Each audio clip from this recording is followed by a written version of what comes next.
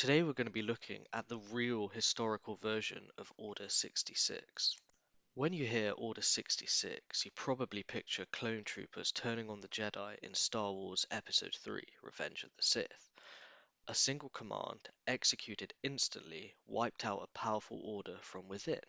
But what's fascinating is how closely this mirrors a real historical event, the destruction of the Knights Templar. And the connections don't stop there. The Jedi Order and the Knights Templar share some striking similarities. Both were elite, highly trained warrior monks, both answered to a higher authority, the Jedi to the Force, the Templars to the Church, and both became deeply influential, not just militarily, but politically.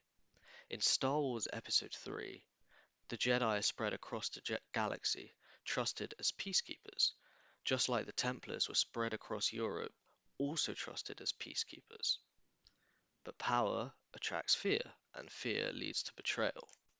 In Star Wars, Palpatine secretly orchestrates the fall of the Jedi, and with a single command, he executes Order 66.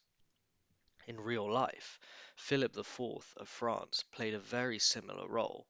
He was powerful, calculating, and deeply threatened by the influence of the Templars. So instead of open war, he used strategy, secret orders, coordinated arrests, and a narrative that turned these hero knights into enemies overnight. Now, doesn't that sound familiar? Just like the clone troopers turned on the Jedi, without warning, the Templars were arrested.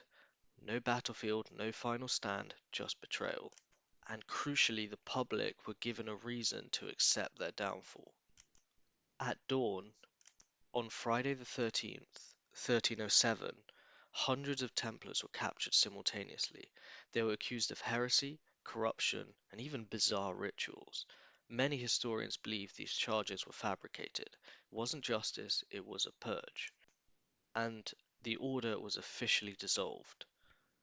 Their Grand Master was burnt at the stake in 1314, and with his death, the Knights Templar were effectively erased.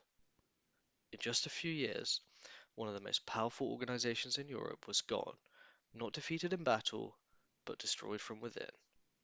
So long before fiction imagined Order 66, history had already written its own version, and it was even more ruthless.